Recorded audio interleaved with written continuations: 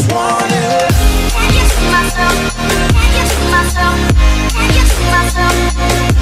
Witchcraft was common in the Middle Ages. Witches, sprites, and demons flew through the night, bringing misfortune, sickness, and death.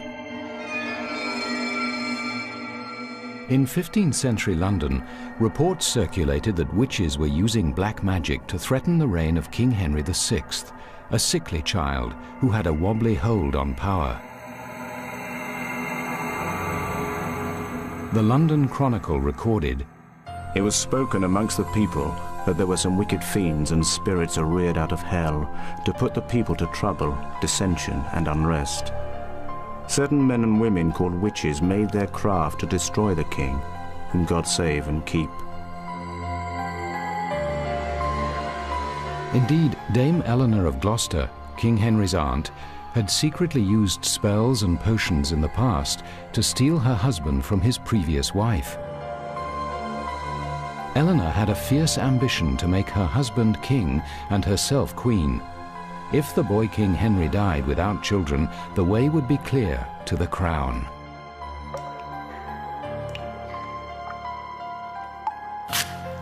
Eleanor's accomplices in this plot were Roger Bolingbroke and Robert Southwell, both well-known sorcerers. At satanic altars, they used human blood, baby bones, and potions for spells to destroy the king.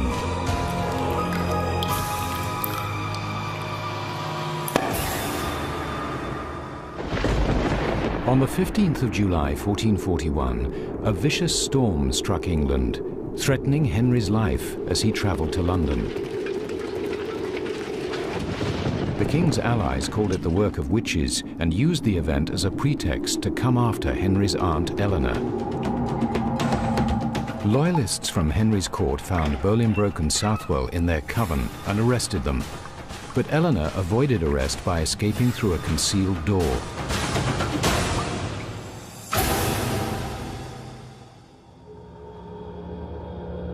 After gruesome torture, Bolingbroke admitted Eleanor instigated the plot against the king. A warrant was issued for Eleanor's arrest, charging the king's aunt with witchcraft, sorcery, heresy, and treason. Eleanor took sanctuary at Westminster Abbey, but knowing she would eventually have to face her accusers, the king's aunt agreed to appear in court.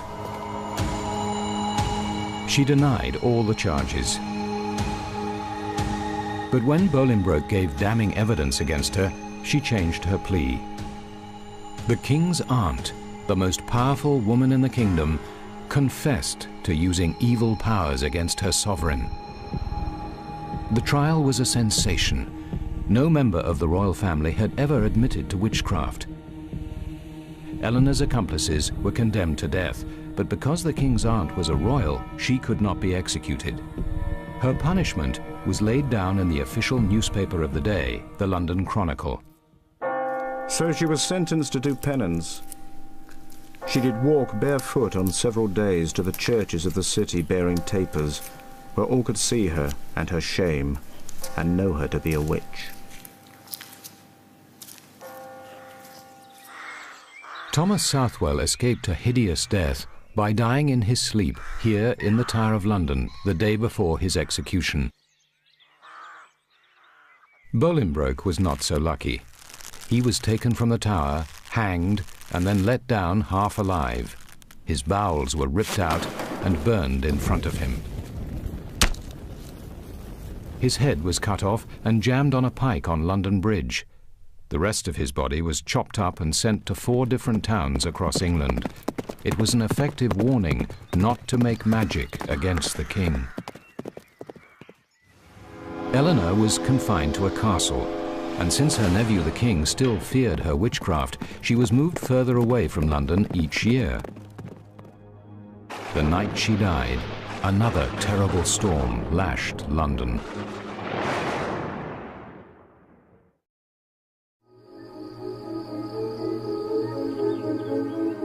While Henry VI was the victim of black magic, 100 years later, Rudolph II of Austria tried to use witchcraft to his own ends.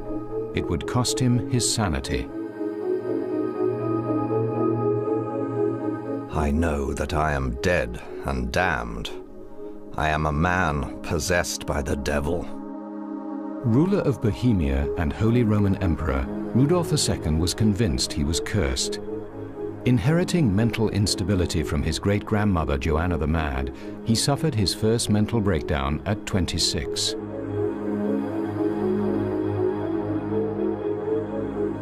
Rudolf came to power in Bohemia in the second half of the 16th century, a superstitious age when people feared the end of the world was nigh.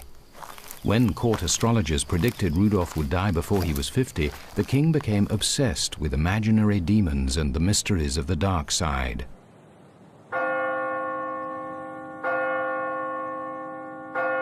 Paranoid, Rudolf turned to magic to save himself.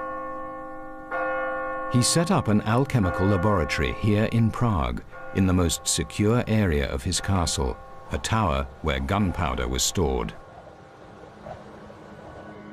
Magical animals, astrological instruments, potions, secret codes, and mystical alchemical symbols surrounded him. His ministers complained he had lost all interest in the affairs of state.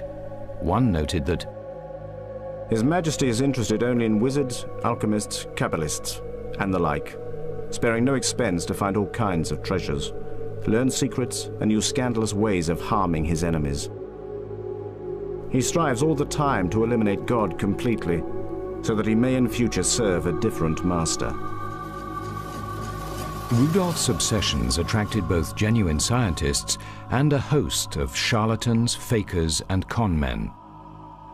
The first miracle workers to seek their fortune at Rudolf's court were an English team called Dee and Kelly. Edward Kelly was a shadowy figure who already had both his ears cut off in England for fraud. Kelly suggested, "First thou shalt write unto Rudolph, as I shall inspire thee. Then thou shalt go unto him, saying that the angel of the Lord hath appeared unto thee. Tell him he is possessed with a great and a mighty devil." But Kelly's partner, Dr. John Dee, was a sincere believer in the occult. He had been court astrologer to Queen Elizabeth I of England, but was forced to flee when the public suspected him of witchcraft and burnt his house down. Saying that the angel of the Lord Dee and Kelly promised Rudolph the answer to all his problems, the secret of the Philosopher's Stone, a mysterious formula combining mercury, sulfur, and salt. The stone was said to have many powers, from changing base metals into gold to granting eternal life. If Rudolph possessed it, he believed he could control the devil himself. Dr. Dee labored night and day in his quest for the stone. Mighty is the God of hosts. Amongst his people might we work your power. Pour down on us the fires of life. Move, descend, and apply yourselves unto us, the partakers of this secret wisdom in your creation.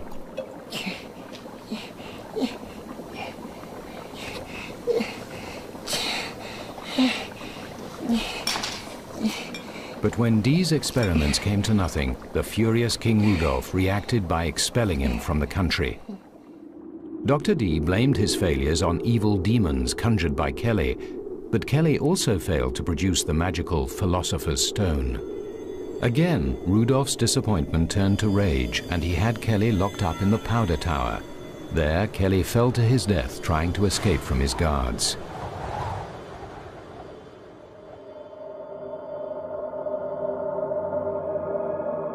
News of King Rudolph's tinkering with black magic had alarmed the Catholic Church.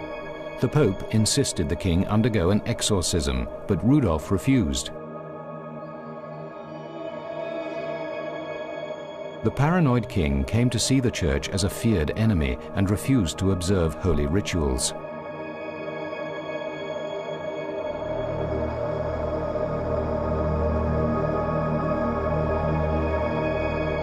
Though King Rudolph carried the title Holy Roman Emperor, he stood damned by the Church of Rome.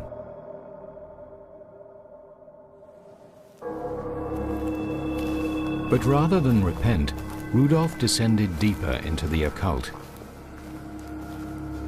As his fateful 50th birthday approached, Rudolf employed a sorcerer who claimed he could speak to the devil. Rudolf's wizard taught him to desecrate dead bodies to increase his black powers. The king even ordered moss to be gathered from the skulls of hanged men. Rudolf's mental condition deteriorated, and he had another nervous breakdown. But he didn't fulfill his astrologer's old prophecies by dying. He became even more reclusive, locked in his laboratory and surrounded by his collection of occult texts and specimens. Ambassadors to the court didn't see him for 2 years, as rumors circulated the king was actually dead. Turning to his court artists, Rudolf commissioned bizarre images of himself as a golden sprite held up by the goddess of charity, and his own likeness made from fruit and vegetables. Rudolf's obsessions turned to his brother Matthias. He became convinced Matthias had filled his palace with spies and was plotting his downfall. Fearful, Rudolf decided to take revenge on his brother. The king found a death curse in an ancient book of spells and summoned yet another famous wizard, Dr. von Erbach, to help.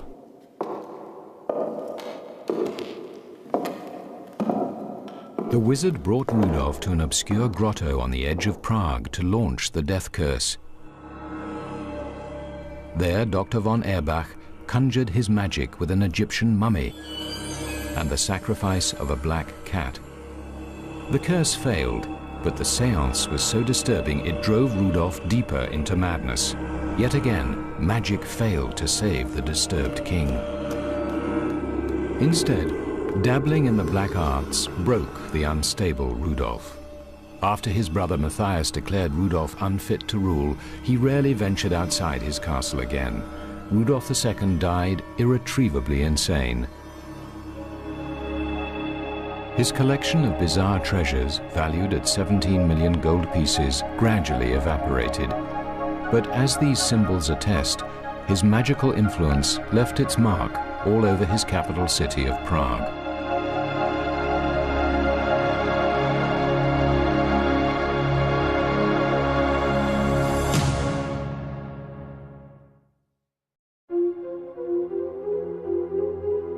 With the rise of science at the end of the 17th century, witchcraft had disappeared, or so people thought.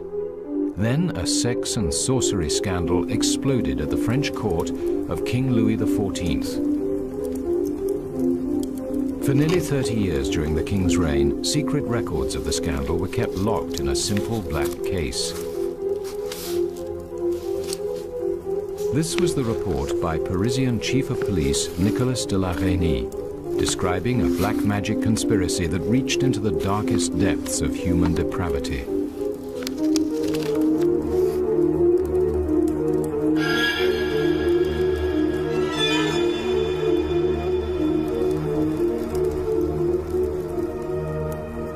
La Reynie was personally ordered by the king to erase his investigation from the public record for fear the enormity of the scandal might stain Louis's reputation as the glorious Sun King of France.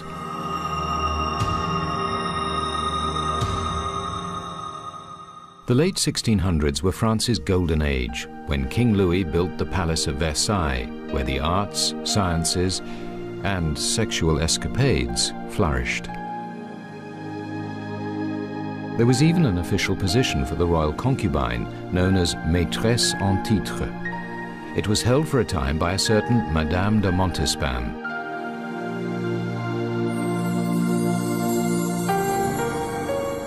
The scandal unraveled when an anonymous tip about a plot to poison the king led Chief of Police La Reynie to investigate. The policeman quickly discovered not just one plot, but a series of poisonings in the court. This woman, the Comtesse de Soissons, one of the king's lovers, was suspected of having poisoned her husband. Other noble women were also suspected of poisoning their spouses. When the noblewomen fled together, their guilt was apparent. To investigate the growing scandal, La Reynie was ordered to reinstate a special court, the Chambre Ardente, or burning chamber. It was convened in secrecy in a room draped in black and lit by candles. Originating in the Middle Ages, the court investigated cases of poisoning and sorcery and reported directly to the king. It had not met for over 100 years. Police Chief La Reynie observed, It appeared that human life was up for sale. That poison was the only solution to a family's problems in this city. La Reynie's investigation led him to the quiet suburban home of a fortune teller known as La Voisin. It turned out to be the lair of the greatest witch in Paris, and poisonings were the least of her endeavors. La Voisin's clients told of 10,000 babies aborted by the midnight hags, of sessions spent summoning up the devil, of objects flying around the house.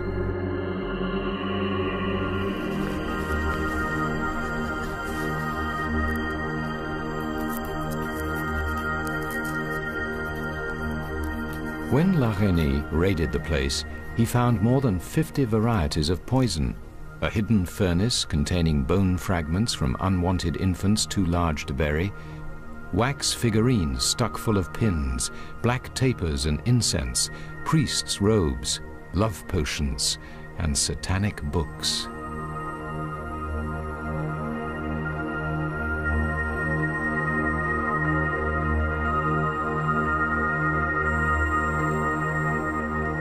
When the police chief questioned her, the witch admitted her crimes. Nothing is impossible to me. Only another god can understand my powers.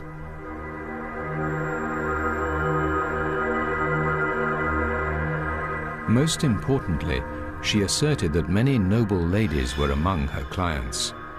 The chief realized that he'd discovered a new and more sinister form of the old black magic.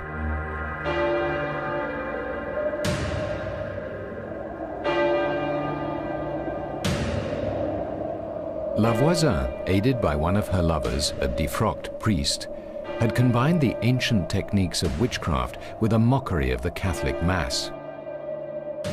The witch ran the Mass backwards and included nudity. Most chillingly, she added human sacrifice. Another of La Voisin's lovers, the Paris executioner, supplied her with human fat to make black candles. She called her new rite the Black Mass. But what really shook the police chief was his discovery of La Voisin's client list.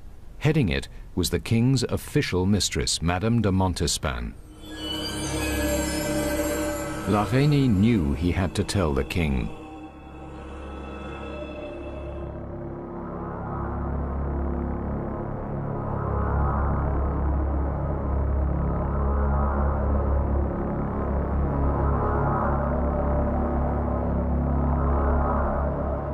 The news shocked Louis XIV. Afraid the story might leak out and tarnish his golden reputation, the Sun King ordered the trials suspended. Confidentially, he told La Reynie to continue in secret and find out if Madame de Montespan was using black magic against him.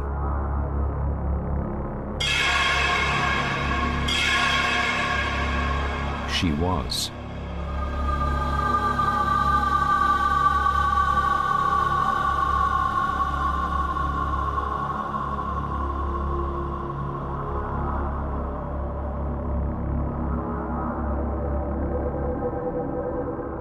Madame de Montespan, paragon of French beauty and mother of the king's most favored children, had been a regular client of La Voisin's for years.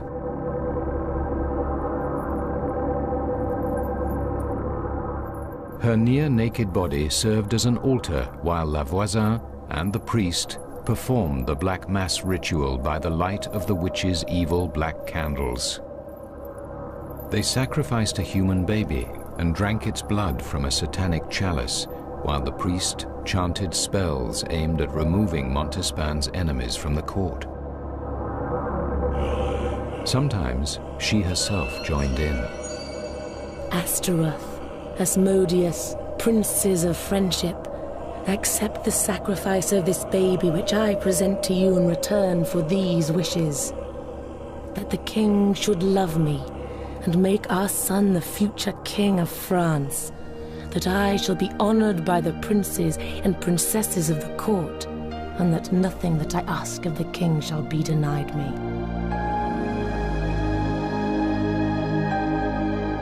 Not content with magical spells alone, the mistress had been spicing the Sun King's food with powdered bat's blood, testicles of cockerels, ground beetles, goat sperm, dried human fetuses, and toad's venom. The potions were aimed at keeping him faithful and oblivious to her rivals. When the king took another lover, Montespan used death-inducing magic spells and poison against her. The young woman died.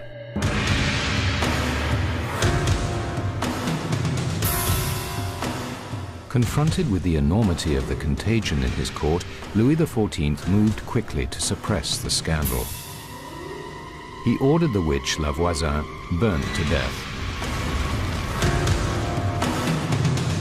The king also stopped the trial and set the accused free, warning his courtiers never to speak of it again. Taking action against any of his nobles would risk exposing the entire scandal. Police Chief La Reynie called it a travesty of justice and noted wisely that the very enormity of their crimes proved their safeguard. Madame de Montespan was discreetly removed from court and became piously religious in her old age. The incriminating evidence was locked in a black leather case, and 28 years later, King Louis XIV had it all burned in his presence. With the evidence gone, Louis now felt sure his name would remain unsoiled by the scandal. But the king didn't realize that Police Chief La Reynie had kept his own records of the events in private diaries. Though the diaries lay unstudied for 2 centuries, their recent discovery has cast a deep shadow over the reign of the glorious Sun King of France. The dark side was a force so powerful even royalty could never ignore it. It haunted King Louis XIV of France from beyond the grave, drove Rudolph II of Bohemia insane, and terrorized the boy king Henry VI of England.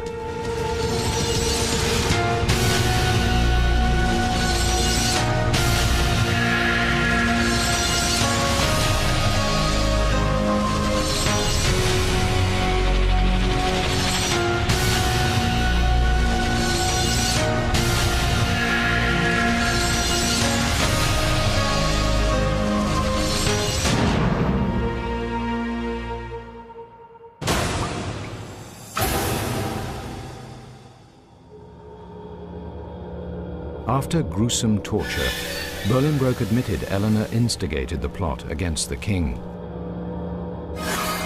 A warrant was issued for Eleanor's arrest, charging the king's aunt with witchcraft, sorcery, heresy, and treason. Eleanor took sanctuary at Westminster Abbey, but knowing she would eventually have to face her accusers, the king's aunt agreed to appear in court. Chronicle recorded, It was spoken amongst the people that there were some wicked fiends and spirits reared out of hell to put the people to trouble, dissension, and unrest. Certain men and women called witches made their craft to destroy the king, whom God save and keep. Indeed, Dame Eleanor of Gloucester, King Henry's aunt, had secretly used spells and potions in the past to steal her husband from his previous wife. Eleanor had a fierce ambition to... On the 15th of July 1441, a vicious storm struck England, threatening Henry's life as he travelled to London. The king's allies called it the work of witches and used the event as a pretext to come after Henry's aunt Eleanor. Loyalists from Henry's court found Bolingbroke and Southwell in their coven and arrested them, but Eleanor avoided arrest by escaping through a concealed door. I just want it. Can you see myself? Can you see myself? Can you see myself? Witchcraft was common in the Middle Ages. Witches, sprites, and demons flew through the night, bringing misfortune, sickness, and death. In 15th century London, reports circulated that witches were using black magic to threaten the reign of King Henry VI, a sickly child who had a wobbly hold on power. The London make her husband king and herself queen. If the boy King Henry died without children, the way would be clear to the crown.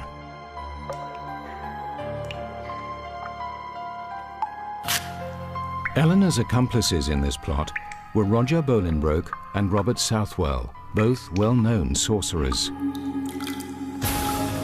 At satanic altars, they used human blood, baby bones, and potions for spells to destroy the king.